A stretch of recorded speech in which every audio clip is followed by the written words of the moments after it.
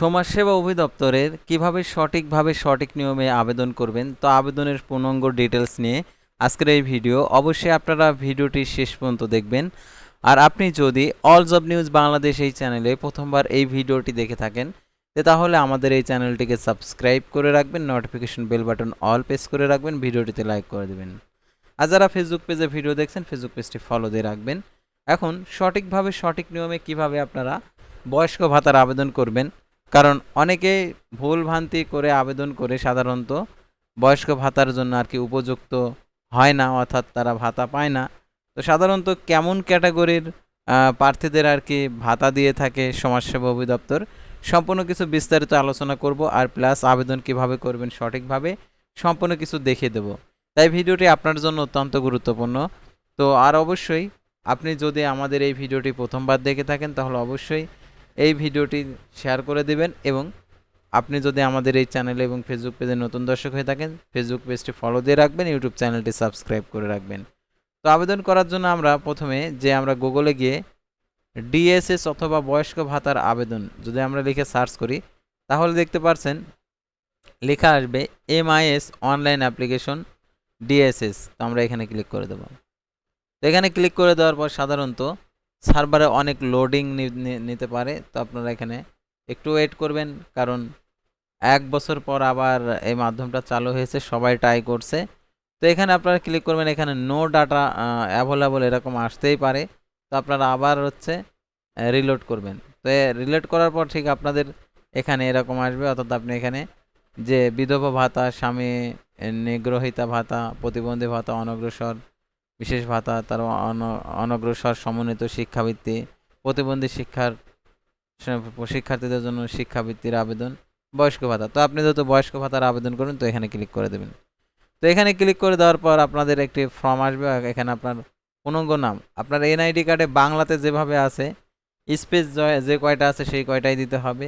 আর এখানে ইংরেজিতে নাম যেভাবে আছে, অর্থাৎ প্রথম হাতে যদি বড় হাতের হয়ে থাকে বড় হাতের দেবেন, আর সবগুলো যদি ক্যাপিটাল হয়ে থাকে ক্যাপিটাল দিয়ে দেবেন।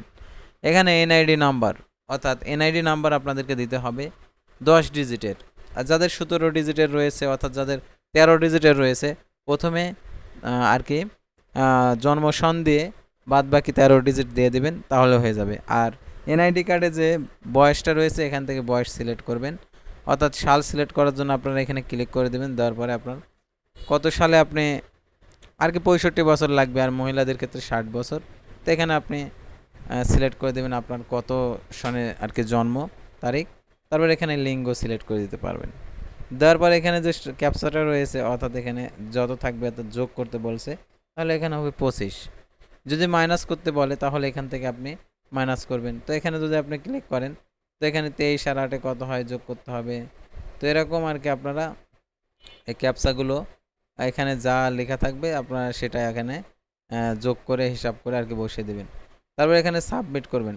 সাবমিট করার পর আপনার এনআইডি তথ্যগুলো যাচাই করবে, আর যাচাই যদি ব্যর্থ হয়, তাহলে অবশ্যই আপনার এনআইডি কার্ডের কোনো অংশ ভুল হয়েছে টাইপিংয়ে, তো সেটা আপনি সংশোধন করবেন।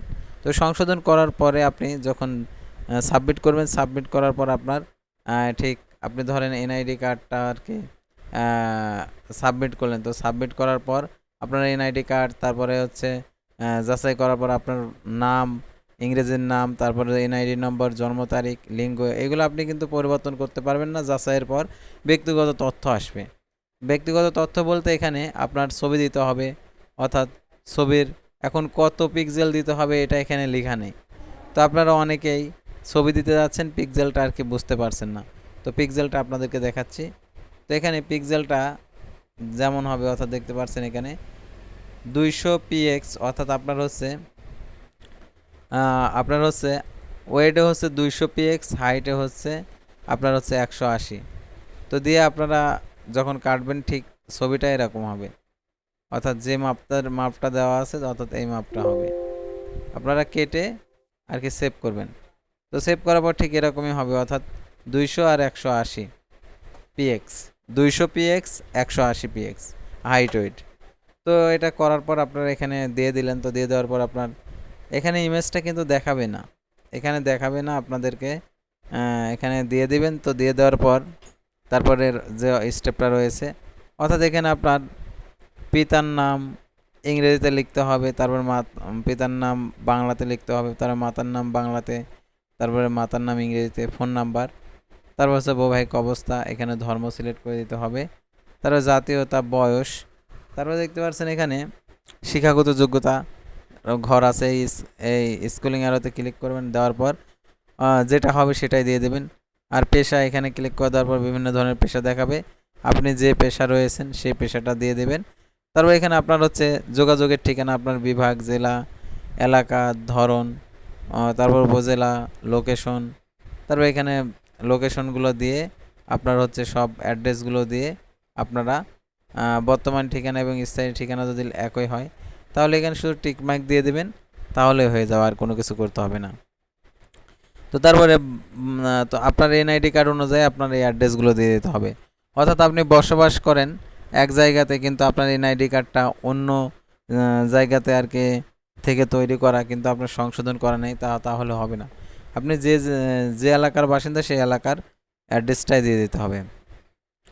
তারপরে এখানে আর কি বিভিন্ন ধরনের আর কি তথ্য চাইবে, যিনি আর কি সুবিধা নিচ্ছেন তার হচ্ছে কাজের ধরন কি, কর্মক্ষম না তিনি কর্মজীবী, তারপরে তিনি সরকারি কোনো বেসরকারি কোনো সুবিধা পান কি না, যদি পেয়ে থাকেন এখানে হ্যাঁ, না থাকলে না, জমির পরিমাণ কত, তারপর বাসস্থান নিজস্ব কিনা, বার্ষিক আয় কত, তো এগুলো আর কি দিয়ে দেবেন। তারপর অ্যাকাউন্টের ধরন, তো অ্যাকাউন্টের আপনি যদি মোবাইল ব্যাংকে নিয়ে থাকেন ভাতাটা, তাহলে আপনারা এখানে মোবাইল ব্যাংকে অর্থাৎ MFS মোবাইল ফিনান্সিয়াল সার্ভিস এখানে সিলেক্ট করে দেবেন। তারপর অ্যাকাউন্টের মালিকানা, আপনি যদি নিজ মালিকানা হয়ে থাকেন তাহলে নিজ দেবেন, যদি আপনার যদি সেলের হয়ে থাকে তাহলে আপনার সেলের, এখানে আর কি মালিকানার ধরন সিলেক্ট করতে হবে, যে যার আর কি অ্যাকাউন্ট দিবেন তার এখানে মালিকানার ধরন এখানে দিয়ে দেবেন। আর নিজের যদি হয়ে থাকে তাহলে নিজেরটা দেওয়াই বেটার হবে। তারপরে এখানে মোবাইল নাম্বার, তারপরে হিসাব নাম্বার, অর্থাৎ আপনার হচ্ছে হিসাবের নাম, অর্থাৎ আপনার মোবাইল নাম্বার যে মোবাইলে আর কি টাকা আসবে, আর হিসাবের নাম অর্থাৎ যে নাম দিয়ে আর কি, যে এনআইডি কার্ড দিয়ে আপনি আবেদন করেছেন আর কি অ্যাকাউন্ট খুলেছেন, সেই এনআইডি কার্ডের হিসাবের অর্থাৎ তার নামটা ইংরেজিতে এখানে লিখে দিতে হবে। ইমেল যদি থাকে দিবেন, তাহলে না দিলে সমস্যা নেই। তারপরে নমিনির তথ্য প্রদান যদি করতে চান তাহলে হ্যাঁ দিয়ে দিতে হবে। তারপরে নমিনির নাম, এনআইডি কার্ড, ছবি, স্বাক্ষর, এগুলা দিয়ে সম্পূর্ণ কিছু দিয়ে সাবমিট করতে হবে। তারপরে নিচের যে স্টেপ আছে সেই স্টেপগুলো দিয়ে দিতে হবে। ভূমির বাসা, ঘরের মালিকানা, খানার সদস্য, যার মাধ্যমে খাওয়া দাওয়া করেন, তার কেমন আয়, তার সব কিছু ব্যয়, এগুলো এখানে দিয়ে দিতে হবে। তারপর আপনার ঘরের ধরন কি, আপনার হচ্ছে জ্বালানির প্রধান উৎস কি, তারপর হচ্ছে রান্নাঘরের জ্বালানির উপকরণে গ্যাস ব্যবহার করা হয় কি না, খানার সদস্যগণের, তো এগুলো আপনার সম্পূর্ণ তথ্যগুলো আর কি যদি হাতে না থাকে তাহলে এগুলো সম্পূর্ণগুলো হাতে করে নিয়ে এসে তারপর আপনারা আবেদন করতে লাগবেন। তারপর হচ্ছে আবেদন কমপ্লিট হয়ে গেলে আপনি সাবমিট ক্লিক করবেন। সাবমিট ক্লিক করা হলে আপনাদের অ্যাপ্লিকেশন কপি চলে আসবে, আর অ্যাপ্লিকেশন কপিটা অবশ্যই 2-3 কপি করে ফটোকপি করে আর কি সেই ফটোকপিগুলোই জমা দিবেন, আর যেটা আসল রয়েছে সেটা আপনি রেখে দিবেন। তো আশা করি আপনারা বয়স্ক ভাতার আবেদন সংক্রান্ত তথ্যগুলো জানতে এবং বুঝতে পারছেন। আর আপনি যদি আমাদের এই চ্যানেলে নতুন দর্শক হয়ে থাকেন, আমাদের এই চ্যানেলটিকে সাবস্ক্রাইব করে রাখবেন, আর ফেসবুক পেজে যদি প্রথমবার ভিডিও দেখে থাকেন ফেসবুক পেজটি ফলো দিয়ে রাখবেন। তো আজকের ভিডিওটি এই পর্যন্তই। আল্লাহ হাফেজ।